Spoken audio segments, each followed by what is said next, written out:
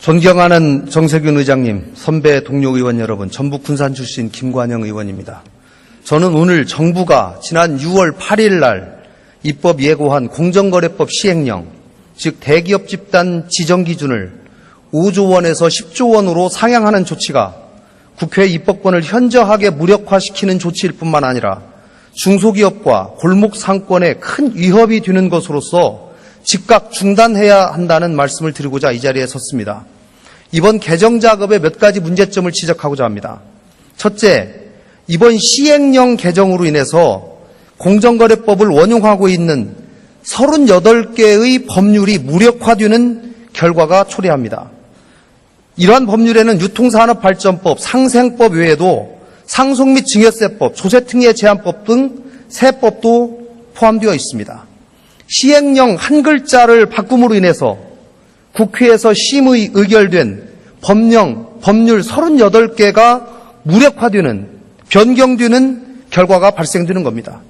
예를 들어 10년 이상 경영한 기업가에게 최대 500억 원까지 세금 공제를 해주고 있는 가업상속 공제제도의 경우에는 대기업 집단에 대해서 원천적으로 적용이 배제되고 있었습니다. 그러나 시행령을 개정해서 5조에서 10조로 올리면 37개의 기업 집단, 618개의 기업이 가업상속 공제제도의 적용 대상으로 갑자기 포함되게 돼버려서 엄청난 세금을 면제해 줄 가능성이 생겨버리는 겁니다. 정부는 이에 대해서 그 효과에 대해서 면밀하게 검토조차 하지 않았습니다. 시행령 개정으로 인해서 대기업 집단에 원용하고 있는 다른 법률에 어떠한 영향이 있는지 만약에 국회가 심사를 하지 않는다면 이것은 국회의 직무유기라고 생각합니다. 둘째, 이번 시행령 개정이 이루어지면 대기업 집단에 관한 심각한 규제의 공백 상태가 발생하게 됩니다. 정부는 대기업 집단 기준을 5조에서 10조 원으로 상향하면서 국민적인 반대를 우려해서 총수 일가의 사익 편취와 공시 의무, 이 두 가지에 대해서는 현행대로 5조 원을 지키겠다라고 얘기를 했고, 이 두 가지를 지키기 위해서는 법률 개정안을 10월 달에 국회에 내겠다 이렇게 얘기를 했습니다. 그러나 시행령은 9월에 마무리 짓겠다 또 이렇게 얘기를 하고 있습니다.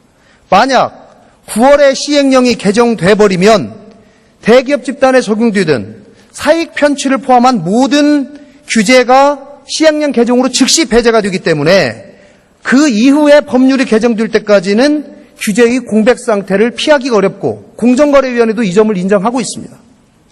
따라서 국회에서 총수일가의 사익 편취 등 입법적 조치를 먼저 완료하고 그 이후에 38개 원용하고 있는 법률이 어떤 영향을 미칠 것인지에 대해서 구체적으로 검토를 하고 법률 개정 및 시행령 개정안을 하는 것이 순서일 것입니다.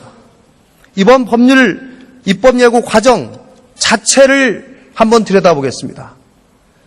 지난 운영위의 업무보고에서 청와대 정무수석은 대기업 집단 기준 완화에 대한 재개의 요구가 지속적으로 있었다. 또 박근혜 대통령의 언급 이후에 불과 44일 만에 결론이 났습니다. 38개 법률을 집행하는 각 부처의 의견 수렴을 거치는 절차도 지극히 형식적이었을 뿐만 아니라 회신 자체가 없는 경우가 또 대부분입니다. 또 5조에서 10조로 바꾸는 근거를 정부는 자산 총액이 그동안 8년 동안 많이 증가했다 이렇게 얘기하고 있지만 부가 집중된 상위 4개 재벌 회사를 제외한다면 그 자산의 증가폭도 대단히 미미한 수준에 그치고 있습니다.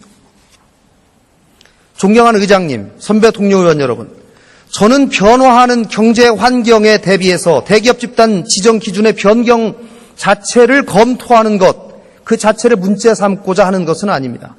이 문제는 국민 경제에 지대한 영향을 줄 수 있는 것이기 때문에 정부와 국회, 관련 업계가 머리를 맞대고 또 대기업 집단과 중소기업이 상생할 수 있도록 지혜를 모아 나가야 한다고 생각합니다. 기업 숫자로 볼 때 절대 다수를 차지하고 있는 중소기업들을 위한 대책, 또 재벌 3세, 4세의 편법적인 경영 행태가 증가하고 있는 최근에 이런 사태도 면밀히 고려돼야 합니다.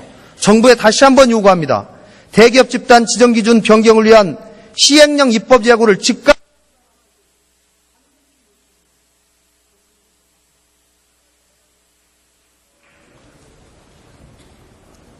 김관영 의원 수고하셨습니다.